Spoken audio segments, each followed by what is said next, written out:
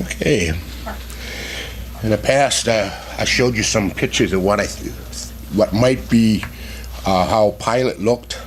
And I want to keep on, being that we're getting close to Passover, I want to keep on talking about a little bit about Pilate.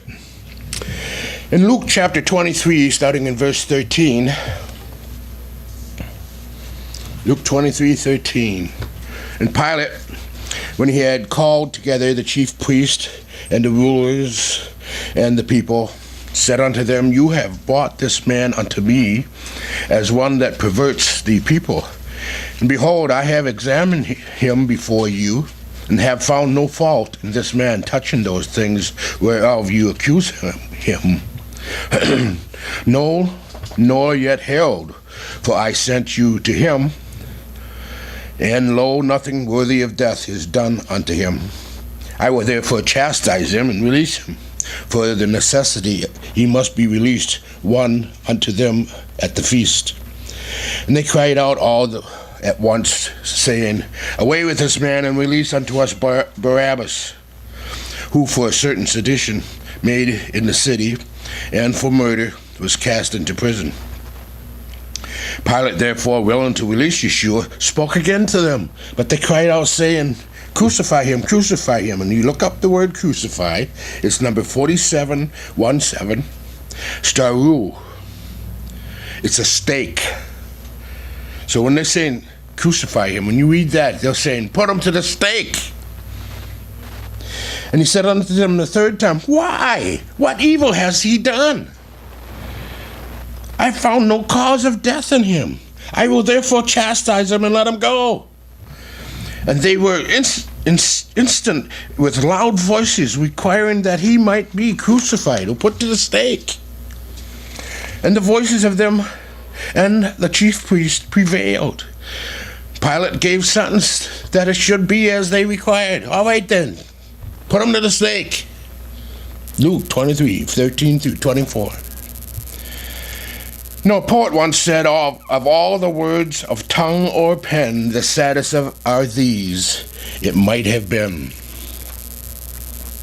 If that's true, then one of the most tragic words in the human language must be the word almost. Almost speaks of aborted opportunities and missed chances. I'm sure that as long as this world exists, almost will dot the pages of human history. I almost climbed a mountain. We almost reached our goal. I almost closed the deal. We almost got there in time.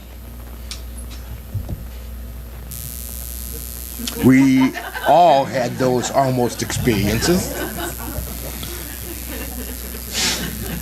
I suppose that most infamous almost in history would have to be Pilate, because he almost released Yeshua. He almost lowered the gavel and said, Not guilty. He almost said, I dismiss all the charges because this man is innocent. He almost set him free. What a change the world that would have been in our perception of Pilate. Why, we might even be calling him Saint Pilate today. He almost did it, but he didn't. Yet we could have, and that is his tragedy. He had the authority to do it. He had the authority. He wore the signet ring. He had the power to do it. All he had to do was speak the word. Decisively, Yeshua would have been set free. And he did it almost. Verse 23 says, But with loud shouts they insistently demanded that he be put to the stake, and their shouts prevailed. So Pilate decided to grant their demand. He listened to their voices. We could even say I suppose that he listened to the voice of evil, to the voice of Satan. We heard voices too, haven't we? Voices saying, go ahead. Do it. No one ever know. Just one little drink won't hurt. Everyone else is doing it. Why not? Who's going to know? Satan beckons us into paths that we should not go. Pilate didn't have to listen to those voices. He didn't have to. He was in charge. There are other voices he could have listened to. He could have listened to his wife, who sent a note that said, don't have anything to do with this innocent man. Matthew 27, verse 19. When he was set down on the judgment seat, his wife sent unto him, saying, have thou nothing to do with that just man? For I have suffered many things this day in a dream because of him. He could have listened to her voice. He almost did. He could have listened to his own voice. Pilate was no dummy. He knew what was going on. He knew that Ananias and Caiaphas, the chief priests, were corrupt and greedy. He knew they were lying about Yeshua. He could have listened to his own voice, to his own reason, to his own common sense. He almost did, but he didn't. Pilate is not the only one who has played the game of almost. Some of us have played that game too. I almost made the decision today to be baptized. I almost said, here I am, Lord, use me.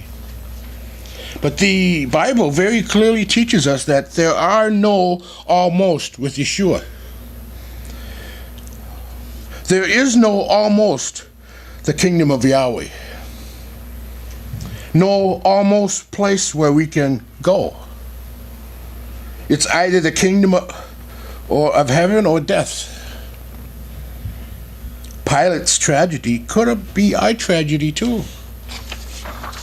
So when we open the Bible and begin to read the story of Yeshua, we read about being placed on the stake. Even though Pilate came that close to freeing Yeshua, he didn't.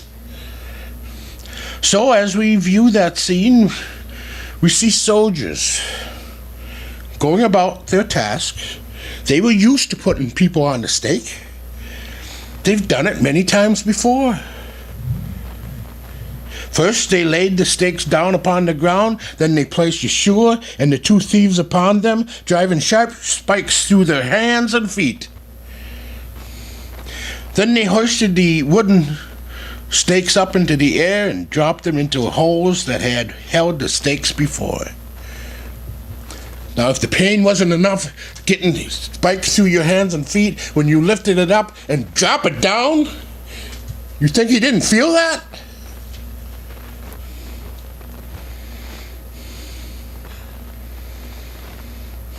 Then they were done. Yeshua was dying. You would think that by now Ananias and Caiaphas would have been satisfied, but they were something about the sign placed on the stake that angered them. It read, Yeshua, King of the Jews. Once again they stormed into the presence of Pilate, and we could only wish that Pilate had been as firm and decisive earlier as he shows himself to be there that time now. For when they came rushing into his presence, protesting the wording of the sign, Pilate says, that's enough. What I have written, I have written. The sign stays. Yeshua, King of the Jews. So there he hangs between heaven and earth. Looking through tears and blood, he could see the faces of people who had gathered round him. It was an unusually large crowd. Perhaps there was no football game or soccer game for them to watch, so they all went and watched the executions. And as we view the scene and look at their faces, we look for a friendly face. someone we might recognize. Where was Peter? Surely Peter would have shown up. But Peter was not there. Nor James, nor Andrew, nor Bartholomew. The soldiers gathered underneath the stake began throwing dice. Yeah, let's see who wins this cloak he was wearing. Every time we look at those soldiers, we see a little bit of ourselves, don't we? Sometimes we're so close to the stake and yet so far away. They were right there, right next to the blood that was dropping to the ground. They could hear the cries of pain. They could look up any time they wanted to and see Yeshua dying there. And yet, their minds were someplace else. They were rolling dice to see who would get his robe. Listen, Yeshua's praying. Father, forgive them, for they do not know what they are doing. Father, forgive the soldiers who drove the nails into my hands. Forgive Pilate who found me innocent but sentenced me to die anyways. Forgive Ananias and Caiaphas and the Sanhedrin and all the rest. Father, forgive the believers who meet at church in Panama City, because their sins nailed me here too. Father, forgive them all. I don't know if we could ever pray that kind of prayer. Sometimes we have a hard time trying to get along with our neighbors. Sometimes we have a hard time forgiving our spouses or our children or even our brothers and sisters. But yet, Yeshua taught us to pray, forgive us our sins as we forgive those who sin against us. It is hard. One of the hardest things he asks us to do. The gospel tells us that Yeshua spoke 7 times on the stake. 3 times he spoke before the darkness came. Father, forgive them, for they do not know what they are doing. Then he turned to one of the thieves and said, you shall be with me in paradise. He didn't say when. He also looked at Mary, his mother, and John the apostle, and said, woman, behold your son, and son, behold your mother. Suddenly darkness covers the earth. The wind started to blow, lightning and thunder rolled across the sky. Even the ground begins to shake. And when the storm was at its height, Yeshua cried out, Eli, Eli, lama sabachthani. Those who were at a distance could barely hear his words. Some said, maybe he calls for Elijah. Let's see if Elijah comes. But those who were closest heard what he said. My El, why have you forsaken me? At that moment in time, the sins of this world, your sins and mine, caused Yahweh our Father to turn his face from his Son. Then the darkness left, and 3 more cries came from his lips. I thirst. It is finished. Father, into your hands I commend my spirit. Then it's all over. The greatest victory of all had been won. On a hill that looked like a skull outside of Jerusalem. Everything that Yahweh had worked for and planned was finally realized in the death and burial and the ultimate resurrection of Yeshua. You know, there's probably nothing more than consistent about life than its inconsistencies. Life is like a tossed salad. You stick your fork in and you never know for sure what you're going to get. Life is like a roller coaster. It has ups and downs and twists and turns.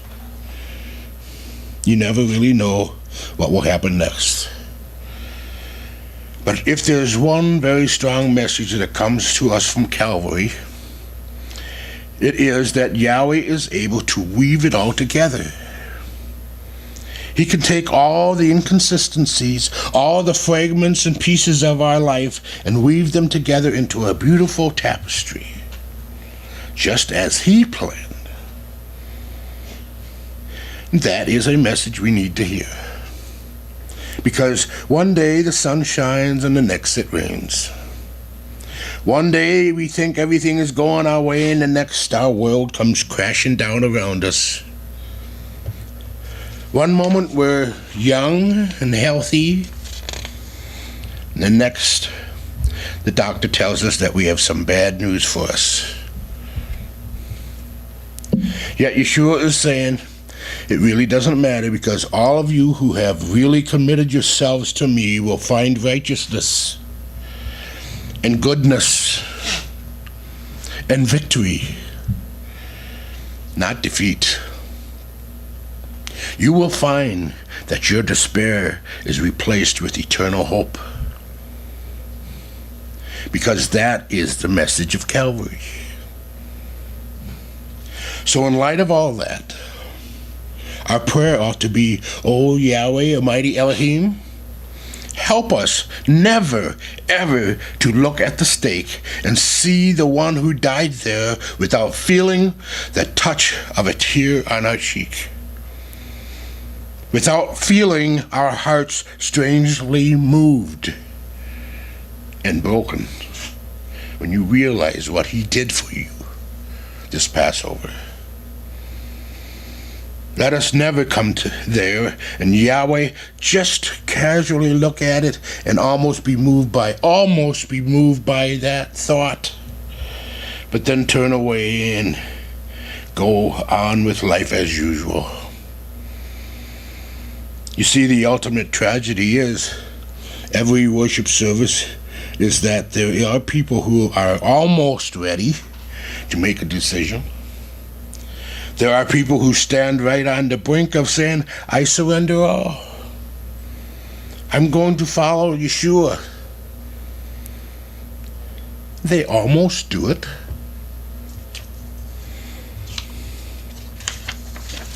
Others are just like those soldiers, casting dice at the feet of Yeshua.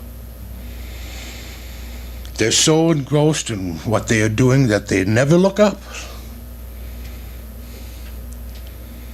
and let the message sink in and make a change in their lives.